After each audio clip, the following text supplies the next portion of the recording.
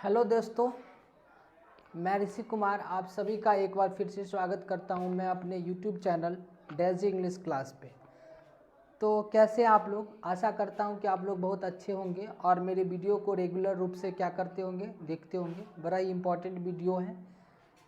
Grammar का मैं video बता रहा हूं जिसमें टाइम एंड टेंसेज हैं, जिसका मैंने पार्ट 1 कल डाला था और उसी का पार्ट 2 में आज आप लोगों के लिए फिर से क्या करने जा रहा हूं, बताने के लिए जा रहा हूं। ठीक है, तो वीडियो को पूरा का पूरा लास्ट तक देखिएगा, बड़ा ही इम्पोर्टेंट है और आप लोगों को पूरी की पूरी क्या हो जाएगी, इसमें आप लोगों को डाउट जितनी भी होगी वो क्या हो जाएगी, क्लियर हो जाएगी। So without any further delay let's get started. तो लास्ट की क्लास में मैंने आप लोगों को बताया जो टेंसेज होती है ना, वो मेनली वर्ब्स होती है। वर्ब्स अगर आपको नहीं आता है ना ठीक से, तो आपको टेंसेज भी नहीं आएंगे, क्योंकि जो वर्ब्स होती है वो एक्चुअली में टेंस से ही मतलब काम करती है। टेंस को जिसको पता है तो उसको वर्ब्स जिसको पता है उसको टेंस भी क्या हो जाएगी, आ जाएगी। बस समझने का बात है।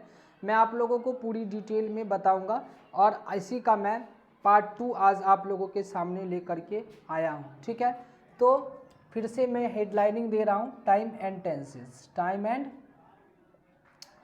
टेंसेस, ठीक है। टाइम एंड टेंसेस में मैंने कल आप लोगों को सिखाया था क्या, कि वर्ब्स ही एक्चुअली में टाइम एंड टेंसेस होते हैं। ठीक है, टाइम मतलब किसी भी समय में कौन सा काम हुआ, कौन सा भी एक्शन हुआ, तो वो भी टेंसेज कहलाती है। क्या होती है वो, की क्या कहलाती है, टेंसेज कहलाती है। तो अगर आप टेंसेज की परिभाषा एक शब्दों में लिखने की कोशिश करिएगा तो आप क्या लिखिएगा, तो लिखिएगा क्या कि tenses is a set of verbs. ठीक है, टेंसेज इज अ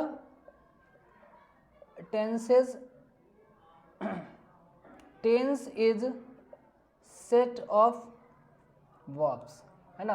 यानी वर्ब्स के ही रूप को हम टेंसेज कहते हैं। क्या कहते हैं, वर्ब्स के रूप को ही हम टेंसेज कहते हैं। ठीक है, तो इसमें मैंने आप लोगों को बताया था कि जो वर्ब्स होती है वो दो तरीके की होती है। एक होती है हमारे पास हेल्पिंग वर्ब और एक होती है हमारे पास मेन वर्ब। फिर मैंने हेल्पिंग वर्ब की दो कैटेगरी बताई, जिसमें एक मैंने बताया था क्या, कि प्राइमरी हेल्पिंग वर्ब और मॉडल्स, प्राइमरी हेल्पिंग वर्ब और मॉडल्स, और एक बताया था सिर्फ प्राइमरी हेल्पिंग वर्ब और मॉडल्स, और एक बताया था मेन वर्ब्स। मेन वर्ब्स में मैंने आपको समझाया था जैसे प्ले है, रन है, डांस है, ये सब। ठीक है, तो अब हमारे पास देखिए कि हमारे पास जो वर्ब्स है वो क्या होती है, वो होती है जैसे कि V1 हुआ, V2 हुआ, V3 हुआ, जिसको मैंने कल भी बताया था, V4 हुआ और ये V5 हुआ। तो कल मैंने आपको सिखाया था कि जो V1 होती है वो प्रेजेंट होती है। क्या होती है, प्रेजेंट। और जो V5 होती है वो भी क्या होती है, प्रेजेंट होती है। वो भी क्या होती है, प्रेजेंट ही होती है। ठीक है, लेकिन ये जो होती है ये हमारे पास प्लूरल होती है। ठीक है, अगर कल की वीडियो आपने नहीं देखा तो जाके उसको चेकआउट कीजिए, उसको देखिए। ठीक है, एंड ये हमारे पास सिंगुलर होती है। ये क्या होती है, सिंगुलर होती है। ये हमारे पास पास्ट हो गया, ये हमारे पास परफेक्ट, ये कंटिन्यूअस होती है। क्या होती है, कंटिन्यूअस होती है। जैसे मैंने मान लिया कि आपके सामने एक वर्ड लिखा, जैसे क्या, जैसे मैंने लिखा रन। क्या लिखा, रन। रन के बाद V2 बन गया रैन, फिर ये बन गया क्या हमारे पास, फिर से ये रन, फिर ये हो गया हमारे पास रनिंग। क्या बन गया, रनिंग। और ये हमारे पास बन गया फिर से क्या, रन्स। ठीक है, तो ये हमारे जो होते हैं ये हमारे पास प्लूरल हो गया और ये हमारे पास सिंगुलर। मैंने बताया था कि जब वर्ब में एस या ईएस को हम जोड़ते हैं तो वो सिंगुलर होती है, और बिना जो V1 वाला पार्ट है, यानी कि किताब के अंदर जितना भी वर्ब आपको लिखा मिलता है मतलब V1 के फॉर्म में, वो सब के सब प्लूरल होते हैं। सब के सब क्या होते हैं, प्लूरल होते हैं। समझ में आया। ठीक है, तो टेंसेस जो है एक्चुअली में क्या होता है, देखिए, तो टेंसेस जो होती है वो कॉम्बिनेशन होती है। किसका, टेंसेस कॉम्बिनेशन होगा main verbs, helping verbs, helping verbs, ठीक है, plus main verbs, plus main verbs मिलके क्या बनता है, टेंसेस बनती है। क्या बनती है, टेंसेस बनती है। और ठीक है, मॉडल्स, ठीक है, plus helping verb, models plus main verb, models plus main verbs मिलके बनती है मॉडल्स। मॉडल्स एक अलग चैप्टर्स है जिसको मैं बाद में बताऊंगा, टेंसेज पहले ठीक से समझ लीजिए तो इसको समझाऊंगा। तो आपने समझा कि टेंसेज कैसे बनती है, तो टेंसेज बनेगी हेल्पिंग वर्ब्स को मेन वर्ब के साथ जब कॉम्बाइन करते हैं तो वो टेंसेज बनती है।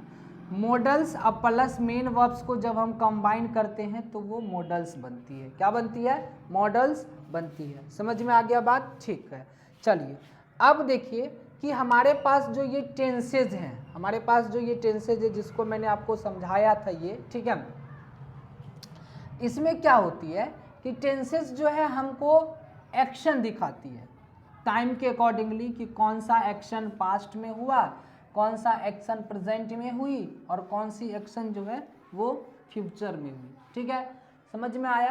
क्या समझे? एक मिनट, थोड़ा इसको बढ़िया से मिटा देते हैं कपड़ा से। ठीक है, चलिए देखिए, तो मैंने आपको क्या कहा कि जो टेंसेज होती है वो एक्शन बताती है। कौन से एक्शन बताएगी? तो टेंसेज जो है हमको, टेंसेज जो है, ठीक है, एक्चुअली में वो हमारे पास एक्शन बताने का काम करती है। कौन सा? या तो वो हमें पास्ट का एक्शन बताएगा, है ना, या तो वो हमें प्रेजेंट का एक्शन बताएगा, ठीक है, या तो वो हमें फ्यूचर का एक्शन बताएगा। कौन सा एक्शन बताएगा? फ्यूचर का। ठीक है, या तो वो हमें पास्ट का एक्शन बताएगा, या तो वो प्रेजेंट का, या तो वो फ्यूचर का। ठीक है, जैसे जैसे मैं कुछ सेंटेंसेस लिख रहा हूँ, ठीक है, जैसे मैं क्या लिख रहा हूँ, कुछ सेंटेंसेस लिख रहा हूँ। जैसे मैंने आपके सामने लिखा कि रवि, ठीक है, reads a book, Ravi reads a book. ठीक है, चलिए फिर मैंने आपसे लिखा रवि प्लेड क्रिकेट। फिर मैंने लिखा रवि, या एक दूसरा नाम लिख देता मैंने, जैसे Sohan will play the match, play the match. ये 3 सेंटेंस मैंने लिखा। पहला में मैंने क्या लिखा? Ravi reads a book, Ravi जो है वो किताब पढ़ता है। तो पढ़ता है तो इसका मतलब ये प्रेजेंट हो गई। क्या हो गई? प्रेजेंट हो गई। ये देखिए इसमें ईडी वाला पार्ट मैंने लगाया, ईडी, है ना, तो ये एक्चुअली में ये पास्ट हो गया। और ये जो है ये विल वाला कॉम्बिनेशन आ गया, शैल और विल वाला, तो ये क्या हो गई? फ्यूचर हो गई। क्या हो गई? फ्यूचर हो गई। तो आपको समझ में आया कि जो टेंसेज होती है वो एक्चुअली में टाइम, तब मतलब टाइम के अकॉर्डिंगली जब कोई एक्शन होता है कि वो एक्शन जो है वो पास्ट में हुई, कि प्रेजेंट में है, कि फ्यूचर में होगी, कि फ्यूचर में होगी। ठीक है, तो इसीलिए इनका नाम पड़ा टाइम एंड टेंसेज। क्या पड़ा? Time and tenses. ठीक है, तो अब देखिए इसी के अकॉर्डिंगली जो है इसको जो है टोटल इस तरीके से बांटा गया। जैसे कि हम इंडेफिनिट बोलते हैं, इसको क्या बोलते हैं? इंडेफिनिट। ठीक है, फिर उसके बाद जो दूसरा होता है हमारे पास, इसको हम बोलते हैं कॉन्टिन्यूअस, कॉन्टिन्यूअस। फिर तीसरा जो है हमारे पास होता है परफेक्ट। क्या होता है? परफेक्ट। और जो चौथी होती है हमारे पास वो होती है परफेक्ट कंटिन्यूअस। क्या होती है? Perfect continuous. समझ में आया? नहीं समझे?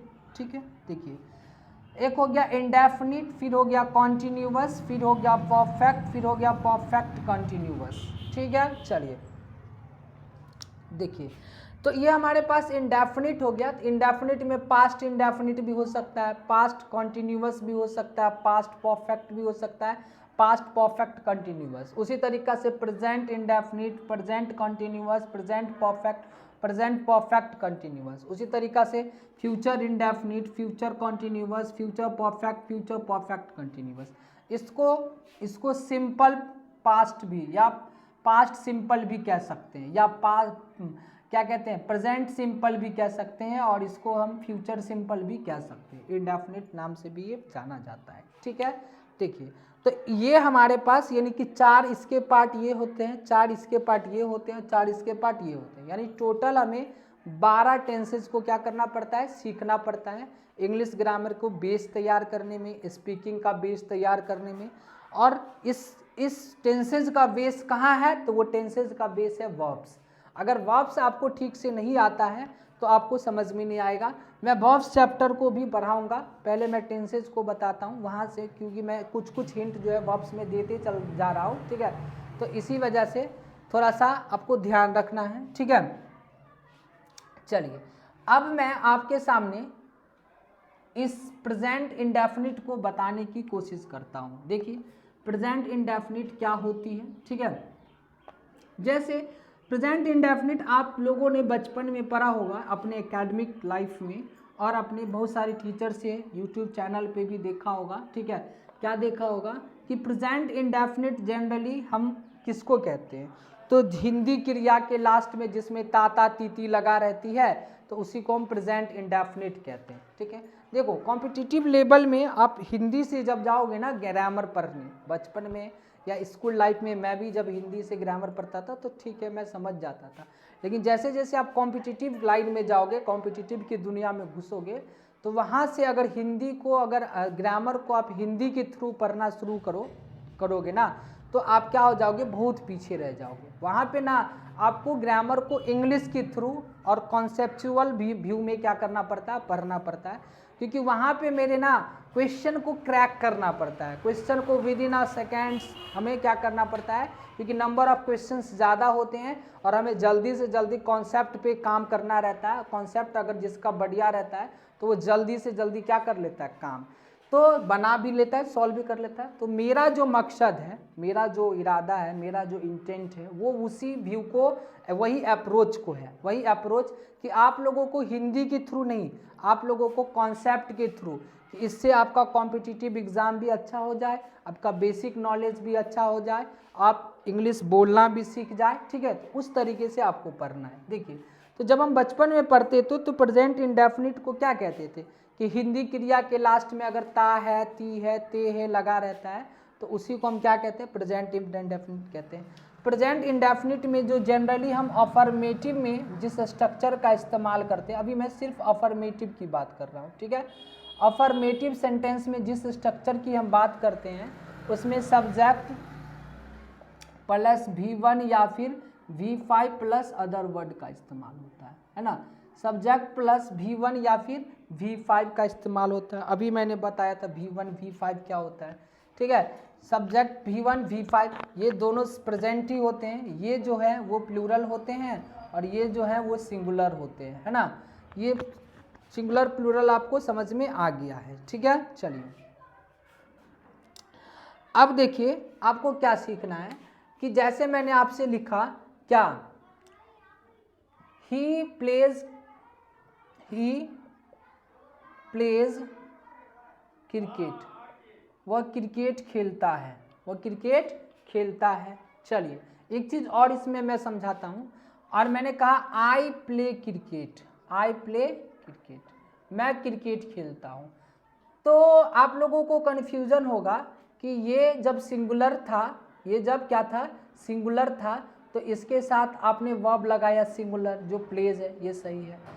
आई भी तो सिंगुलर होता है, तो फिर इसके साथ आपने प्ले क्यों लगाया, आप इसके साथ प्लेज क्यों नहीं लगाया। देखिए आपका कहना सही है कि आई सिंगुलर होता है, ठीक है, लेकिन एक चीज़ को आज मैं आप लोगों को समझाना चाहता हूँ, वो क्या है वो समझिए। देखिए जब आपने प्रोनाउन चैप्टर में पढ़ा होगा कि जब हमने समझाया था, वहाँ पे जब हम एक ये चार्ट पढ़ते हैं, मतलब इसका क्या कहते हैं, पर्सन का, जिसमें first person, second person and third person की बात करते हैं, तो फर्स्ट पर्सन के जो सिंगुलर नंबर में आता है वो आई आता है, और प्लूरल नंबर में क्या आता है, वी आता है, ठीक है। उसी तरीक़े से सेकंड पर्सन में हमारे पास सिंगुलर में यू और प्लूरल में भी यू आता है। थर्ड पर्सन के सिंगुलर में हमारे पास ही, सी और इट आता है, और इसमें क्या आता है, दे आ जाता है, यही ना। चलिए ठीक है, आपका कहना सही है कि ये हमने तो सिंगुलर पढ़ा था, तो सर नियम कहता है कि जब सब्जेक्ट सिंगुलर है तो वर्ब भी सिंगुलर होना चाहिए, वर्ब भी क्या होनी चाहिए, सिंगुलर होनी चाहिए। लेकिन आप लोगों को मैं एक चीज़ बताना चाहता हूँ मेरे दोस्तों, मेरे भाइयों, मेरे साथियों, कि आई इंग्लिश ग्रामर का एक ऐसा वर्ड है जो अपने नियम से थोड़ा विपरीत चलता है। जहाँ पे इंग्लिश आएगी, जहाँ पे इंग्लिश ग्रामर आएगी, वहाँ पे एक्सेप्शन भी आएगा, क्योंकि इंग्लिश जो है ना बिना एक्सेप्शन का हो ही नहीं सकता। ठीक है, इंग्लिश क्या नहीं हो सकता, बिना एक्सेप्शन के हो नहीं सकता। तो आपको एक बात को मैं ध्यान दूँ कि जो आई वर्ड है ना, ये आई वर्ड, आई जो है ना अपने पूरे लाइफ में, यानी जहाँ जहाँ पे भी ये यूज होगा, जहाँ जहाँ पे भी ये यूज होगा, उसमें आई जो है जब इसके साथ एम लगेगा, क्या लगेगा, एम, और जब आई के साथ वॉज लगेगा, जब आई के साथ एम लगेगा और जब आई के साथ वॉज लगेगा, तभी जाके ये सिंगुलर की तरह बिहेव करता है, तभी जाके ये क्या करता है, सिंगुलर की तरह बिहेव है, तब जाके ये आई क्या है, सिंगुलर है। किस स्थिति में, जब आई के साथ एम लगाया मैंने और जब आई के साथ वॉज लगाया मैंने। ठीक है, चलिए बाकी इंग्लिश ग्रामर के हर टर्म में आई जो है वो प्लूरल बिहेव करा जाता है। क्या करा जाता है, आई जो है वो प्लूरल है, इसीलिए आई के साथ हमेशा V1 का इस्तेमाल करा जाता है प्रेजेंट में। आई के साथ किसका इस्तेमाल करा जाता है, V1 का। आई सिंगुलर कब है, जब आई के साथ एम लगेगा और आई के साथ वॉज लगेगा। सर कहिएगा कि ये कैसे, कैसे कुछ नहीं, ये ग्रामर का नियम है और कुछ भी बातों को आप पूरी तरीक़ा से एक्सप्लेन नहीं कर पाओगे, इसको आपको मानना पड़ेगा, इसको आपको रटना पड़ेगा, इसको आपको सीखना पड़ेगा।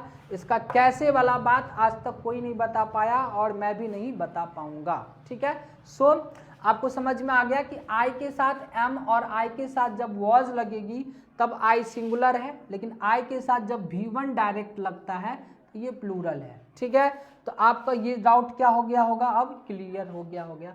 तो आई जो है यहाँ पे एम का कॉम्बिनेशन नहीं बना रहा है या वॉज का कॉम्बिनेशन नहीं बना रहा है, दैट्स वाई आई को हम एज अ प्लूरल यहाँ पे मानेंगे और इसीलिए यहाँ पे क्या लगा है, V1 लगा है। समझ में आ गया। ठीक है, कॉम्बिनेशन सब्जेक्ट प्लस V1 या V5 प्लस अदर वर्ड। ठीक है, चलिए अब ये चीज़ आपको समझ में आ गया कि ही प्लेज, ही सिंगुलर, तो ये भी सिंगुलर।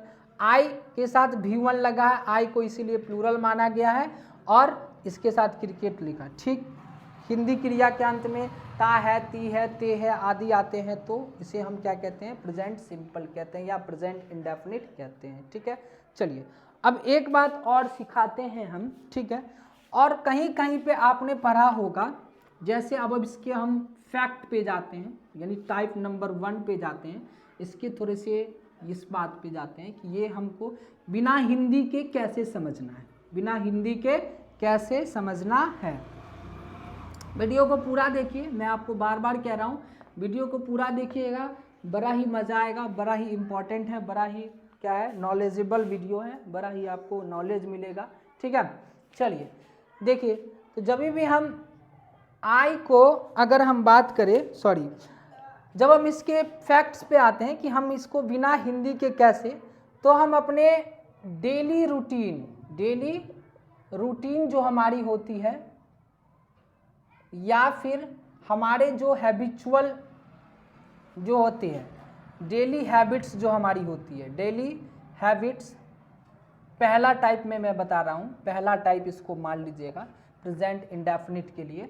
डेली रूटीन और डेली हैबिट्स के लिए हम अफर्मेटिव में सब्जेक्ट प्लस V1 या फिर V5 प्लस अदर वर्ड या फिर आप ऑब्जेक्ट का भी इस्तेमाल करते हैं, ये ध्यान रखिएगा। ठीक है, चलिए मैंने तो बता दिया, अब आपके सामने एक सेंटेंस में लिख रहा हूँ, ये मैं भी पढ़ा रहा हूँ, बहुत बच्चे पढ़े भी होंगे। ठीक है, लेकिन क्या ये हर बार 100% सही होगा, 100% क्या कि इस रूल को ये फॉलो कर लेगा क्या 100%? तो एक चीज़ याद रखिएगा कि 100% कभी कोई भी चीज़ होता नहीं है, 99% तक ये सही है, 1% कहीं ना कहीं इसमें भी गड़बड़ी है। अब गड़बड़ी कैसे है वो समझिए, मैं क्वेश्चन आपके सामने लिखता हूँ, जैसे मैंने आपके सामने क्वेश्चन लिखा, क्या लिखा क्वेश्चन वो सुनिए। जैसे ही इज ऑलवेज टॉकिंग, ठीक है, टॉकिंग हिज बिजनेस या talking his I think is a work whenever they meet, whenever they meet. ठीक, चलिए एक और मैंने क्वेश्चन लिखा, he is always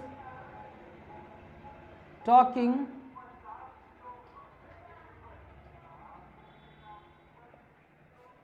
his work whenever, ठीक, एक minute, sorry, he is always, ऐसे लिखिए, सॉरी, इसको, he is always going for a walk, going for a walk after dinner, after dinner. चलिए अब हमारे पास, मैंने आपके सामने दो सेंटेंस लिखा, he is always talking his work whenever they meet, फिर मैंने लिखा he is always going for a walk after dinner. आपको बताना है कि इस दोनों सेंटेंस में कौन सा सेंटेंस आपके लिए सही लग रहा है और कौन सा सेंटेंस गलत लग रहा है। वैसे स्टूडेंट्स जो कॉम्पिटिटिव एग्ज़ाम की तैयारी करते हैं वो इस क्वेश्चन को देखिए, क्योंकि ये क्वेश्चन वो है जो एग्ज़ाम में पूछा गया है, जो एग्ज़ाम में क्या किया गया है, पूछा गया है, और बच्चे के दिमाग में घुसा रहता है कि डेली रूटीन दिखाने वाला चीज़ या फिर डेली हैबिट्स दिखाने वाले चीज़ में जो रोज़ाना होती है उसमें हम जनरली V1 या फिर V5 का इस्तेमाल कर देते हैं। ठीक है, चलिए इस बात में थोड़ा देर पे आते हैं। एक चीज़ को मैं समझाना चाहता हूँ, उसको समझिए। ठीक है, देखिए जो हमारे पास जो फ्रीक्वेंटली वाले एक्शन दिखाने वाले वर्ड हैं, frequently action, FREQUENTLY, frequently action वाले जो कुछ एडवर्ब्स होते हैं, इसको आप एडवर्ब्स की कैटेगरी में रखिएगा। फ्रीक्वेंटली एक्शन के कुछ एडवर्ब्स हैं, यानी कि वर्ब से पहले जो लगते हैं, है ना, उसमें आप generally every day, every time, every week, every से रिलेटेड एवरी वीक, है ना, एवरी संडे, एवरी मंडे, ठीक है, एवरी ईयर, है ना। उसके बाद आपको लिख सकते हैं रेगुलरली, है ना, रेगुलरली, है ना, स्कार्सली, है ना, रेगुलरली, स्कार्सली, है ना, हार्डली, है ना,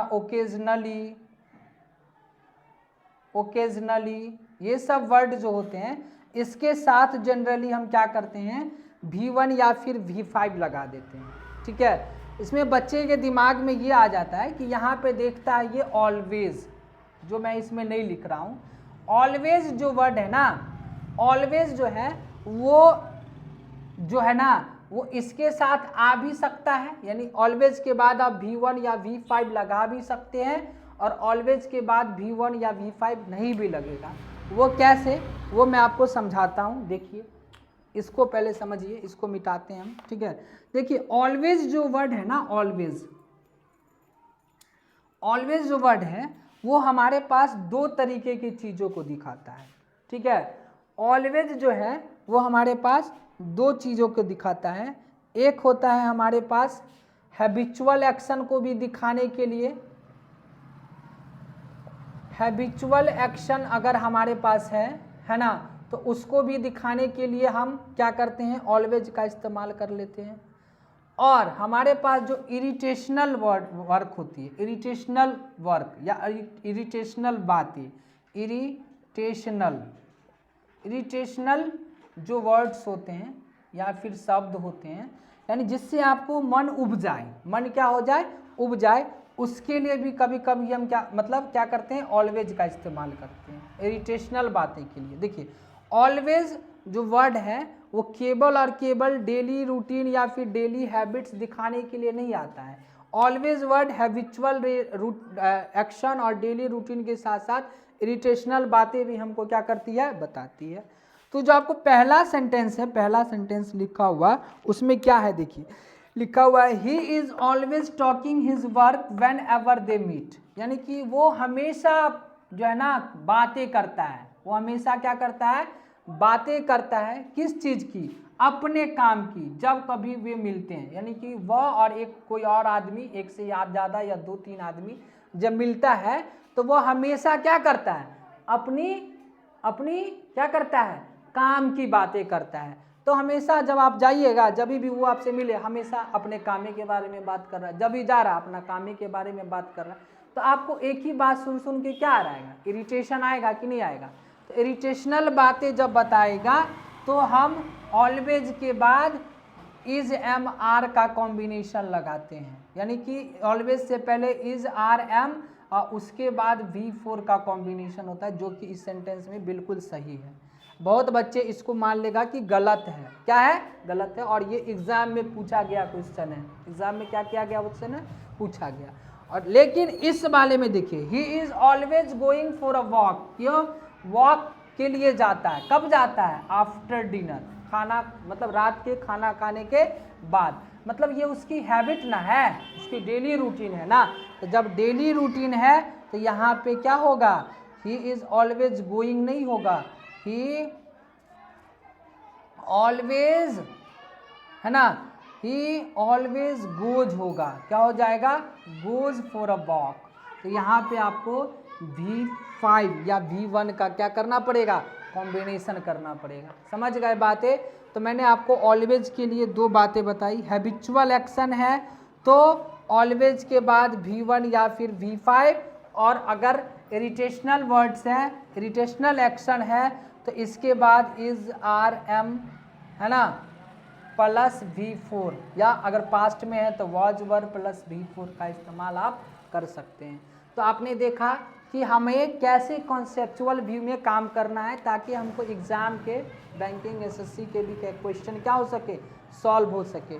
इसमें और मैं आगे बातें बताऊंगा कि कैसे कैसे। ये मैंने पहला फैक्ट्स बताया कि जब भी हम डेली रूटीन या फिर डेली हैबिट्स की बात करेंगे तो वहाँ पे हम सब्जेक्ट प्लस V1 या V5 का अदर वर्ड का इस्तेमाल करेंगे। जैसे मैं कुछ वर्ड्स मुंह से बोलता हूँ, जैसे मैंने कहा he goes to school daily, ठीक है, बोलेंगे he wake ups early in the morning, he wake ups early in the morning, है ना। मैंने कहा he runs every day, he runs every day, he hardly goes to school, he hardly goes to school मतलब शायद ही, मतलब उसका रोज का बात हो गया, शायद ही स्कूल जाता है वो। तो इस तरीका की जब भी कोई बातें होगी, मैंने वर्ड सब लिख दिया था, तो उसमें हम सब्जेक्ट प्लस V1 या फिर अदर वर्ड का इस्तेमाल करते हैं अफर्मेटिव में। अभी सिर्फ अफर्मेटिव, मैं पूरे डिटेल में बताऊंगा, कहा ना, एक एक बातें बताऊंगा, इसका निगेटिव, इसका इंट्रोगेटिव, सब चीज़ मैं बताऊंगा। पहले इसके और फैक्ट्स को मैं बताऊंगा, इसका दूसरा टाइप बताऊंगा कि हम सब्जेक्ट प्लस V1 या V5 का इस्तेमाल अगले सेंस में कहाँ कर सकते हैं, ताकि हमको हिंदी से ज़्यादा ये नहीं हो, ठीक है। तब तक इस वीडियो को पूरा देखिए, अपने दोस्तों में शेयर करिए, मेरे चैनल को सब्सक्राइब करिए और वीडियो को ज़्यादा से ज़्यादा लाइक करिए, कमेंट भी करिए कि आपको वीडियो कैसी लगी, अच्छी लगी कि नहीं, ठीक है। Till then take care, bye bye.